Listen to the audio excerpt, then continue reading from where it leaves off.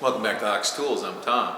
So tonight we got a little side dish add-on to the last Meatloaf, where we were talking about countersinks. The countersinks that we showed in the last video were the single flute type countersinks and how to sharpen them, and if you don't have a countersink, how you can sharpen a drill to become a countersink, and then there was some other stuff in the video too. But what I want to focus on in this particular one is a different type of countersink. There were some questions about what's called a zero flute countersink. I've always called them the Weldon type countersink after the manufacturer, but some people call them zero flute or Weldon countersinks, or those weird countersinks with a hole through the side. So we're going to show some of those, and I'm going to illustrate how how they're relieved and why it's difficult to sharpen them by touching up the relief. And I have one actually that's kind of beat up, so we're gonna do a little sharpening on that and see if we can make it cut better. And so we're gonna go over to get an apron on here. We're gonna go over to the mill and do some close-ups on this stuff and show these zero flute countersinks and how you can work with those too. So let's get going. Okay, so here's some Weldon countersinks, and there's the name on the side, and I'll zoom in on all this. All these are 82-degree angle countersinks, and they call them zero flute because they're basically solid, and this hole creates the cutting edge there.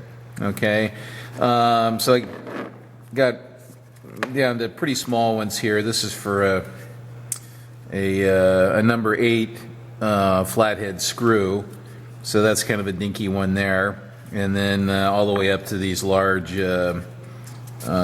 guys here. Okay, now there's some questions about how these are relieved, and I'm gonna mount one up here in the mill, and we'll point out how this thing is relieved so it's clear, because it's not obvious just looking at it real quickly how these things are relieved.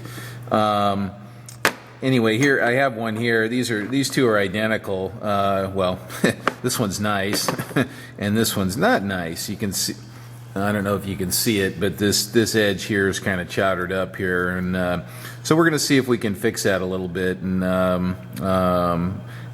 touch that up a whisker and see if we can do some good to it. These can be actually quite sharp here, by the way, because it forms how this hole emerges here. It forms a very, very high positive edge. That's exactly what's happened here. Is these have snagged and bitten and then chipped. It's almost too sharp in some cases, and I run my hand across that. It's like a gasket punch or a cheese grater or something. It's pretty sharp, sharper than, probably a little bit sharper than a normal single flute countersink. Okay, and then the last thing before we zoom in on all this stuff is this guy right here, and now this is the same thing, but it has a pilot on it, okay? And if you want the absolute most dead nuts concentric countersinks, then the piloted type is the way to go. So even these are subject to pushing off axis because of the way they're relieved. And you can see that when you're countersinking a hole in a tough material, they'll push off center a little bit. With a piloted type, you can't push off center if the pilot fits the hole reasonably well, and it just guides it right in the hole and gives you just a beautiful countersink in that hole. Anyway, I just wanted to show that type. Now the only drawback to this is you end up with a hole. You can't use this on every hole, right?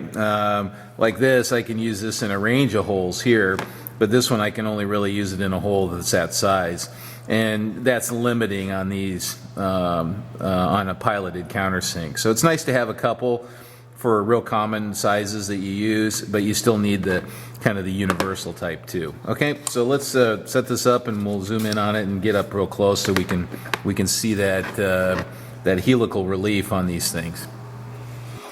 Okay, so we got a nice tight close-up here, and here's what we're gonna do. I have it in a spinning fixture here, and it's clamped. So what I want you to do is I want you to watch this line here, okay, as I rotate this. Okay, so so this is our primary cutting edge here. So normally it rotates in this direction to cut. But what I want you to do is I want you to look at this line right here. Okay, so you know, at first glance this just looks like a cone here, but it's really not a cone. It's more of a kind of a spiral. And to kind of help, what I got here is I have a little it's a little surface gauge here, and I'll put a pointer. Let's see, I'll do it in the video screen here. So I'll put a little. Actually, let me get up nice and close there, and I'll start it right. Let's see, does that make? Yeah, I don't know if I want to put it in line with it or slightly off axis there. You kind of need an edge to compare. Oh, you know what? Let's do it like this. Let's do it like this. I got this little the little bent end here. Maybe that's better. Yeah. Okay. I think I like that better. Okay. Yeah. Okay. So we're pretty close to it right there. How's that look? Okay. Now hopefully we're going to be able to see this on the video camera. I got a pretty tight close up here.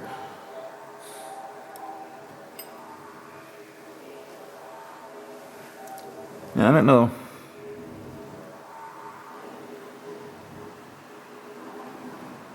Yeah, I don't know if we can see that well. Let's see here. I guess I got to get my big head in there. Get that up real close to that edge there. Okay, let's try that. Okay, so I'm starting out right there on that where this angle intersects this cylindrical part here. All right, let me go on the other side here. Okay, so right there, you can see that there's a gap there, okay? Actually, you know what? I should be rotating this the other way. That's the problem. Okay, so I'll do that.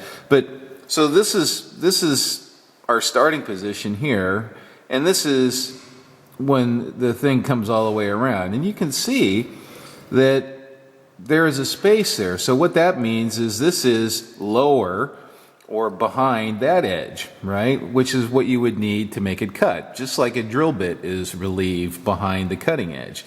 So, in fact, let's rotate it in the direction of normal cutting here, okay, which would be like that. And you see that's just falling away. Here, it's almost touching that surface right there. It's within, I don't know, less than 10 thousandths away from that edge, right? And as I rotate it around, I'm now a millimeter away, okay? So that's illustrating the relief there. So let me rotate it a little bit. Hopefully you guys can see that. And maybe I'll shoot it from a different angle. But that's the relief, okay? And that's why these are difficult. That's why you don't want to mess with these edges here, okay? Because it's a very subtle relief. You know, that's almost a full turn, okay, all the way around like that.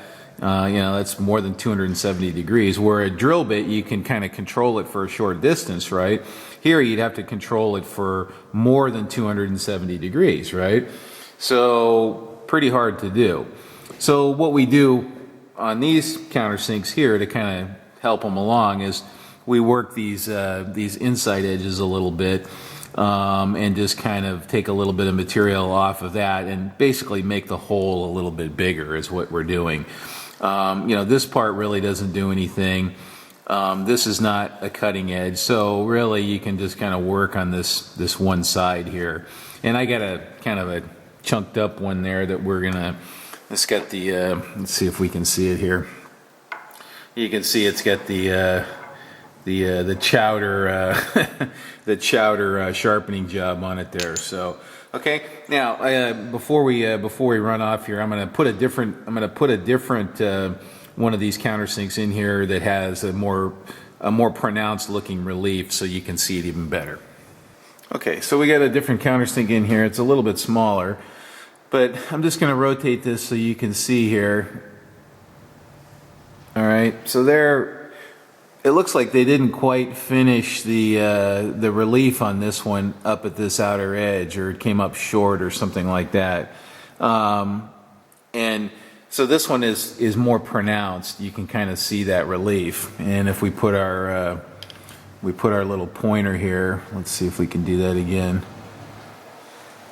Get up right on top of it there. So that's basically touching right there. And then we'll, okay, and you can see it's pretty far away there. Okay. Actually, you know what? And I'm going to show another thing. I just noticed something else that kind of illustrates the relief a little bit too, and we're going to shoot another quick shot at that. Okay.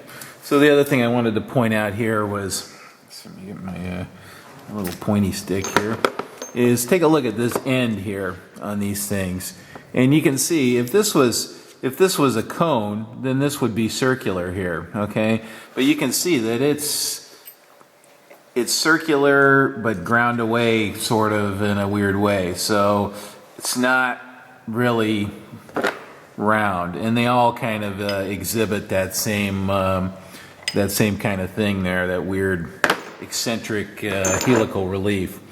Okay, so that's another way you can see that that relief. Okay, so we're kind of ready to do a little touch up on this, and this is just your run-of-the-mill little Dremel tool, and it has a just a cylindrical hard stone on it. And what we're going to do is just we're going to attempt to do is and I'll zoom in a little bit more on this, is just come in here and just kind of work this edge a little bit. Okay, now the part you got to be careful with is you can't jump out of the hole, or else you'll come across that cutting edge, and you know, all bets are off at that point. So you got to be a little bit careful to stay inside there and not blow it.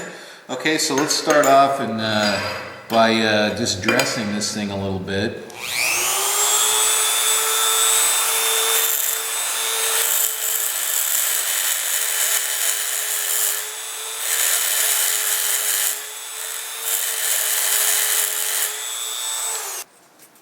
Okay, we're just darkening this area so that we're going to work on here, so we can see what the heck we're doing here. And hopefully I can get some video of this without putting my big head in the way. And then I got the Dremel here, and we dress the wheel a little bit. And what I like to do is kind of suspend my cord a little bit so that I don't have the weight of the cord pulling down on my arm when I'm working on something delicate like this.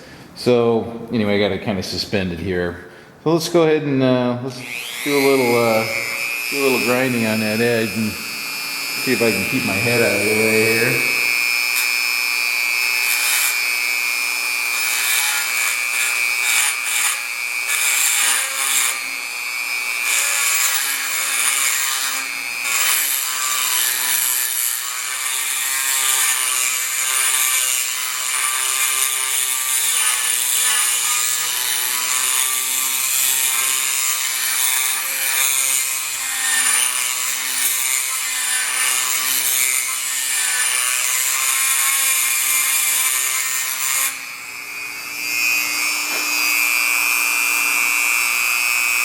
Okay, so I'm going to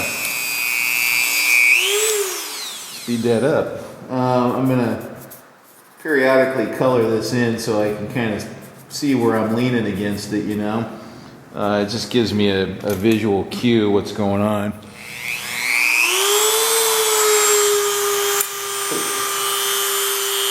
just what I didn't want to do. Okay.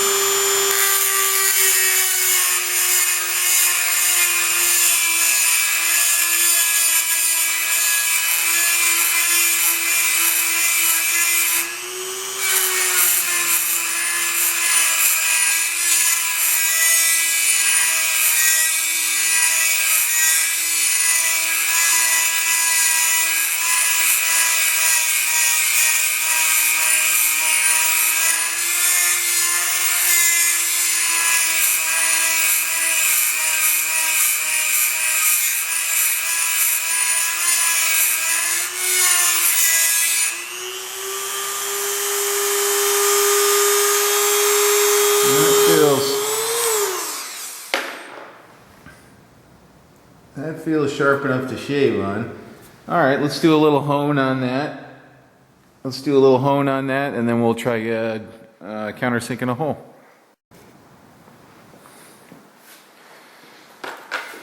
All right, we're just going to do a little honing here. I just have it's a half round little fine India stone, and we're just going to do a little bit on the ID here. It's not much to see here. All I want to do is just take this kind of wire edge off of here and really just smooth that cutting edge. And this is just gentle. I'm not rocking, I'm trying to go nice and straight and just kind of lap and hone that edge a little bit. Alright, that looks pretty good. And then on the outside here, all I'm going to do is lay this flat on this surface and come across that edge. I don't want to roll into it at all. I just want to kind of go over it and smooth that off across the edge. Hoping you can see this here.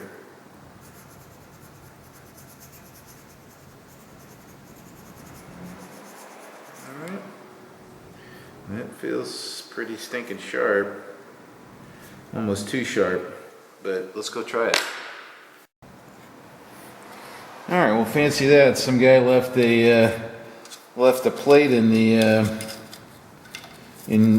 the drill press here that's got a big hole in it.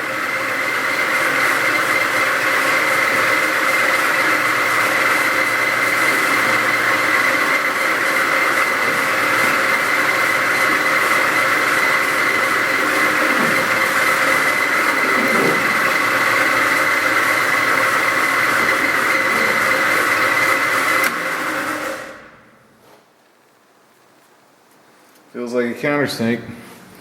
Okay.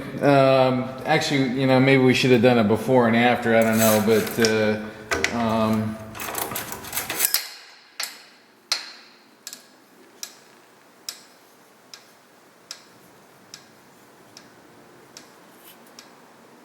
yeah, it looks fine to me. Anyway, back it goes in the rack. All right, that's it. Thanks for watching.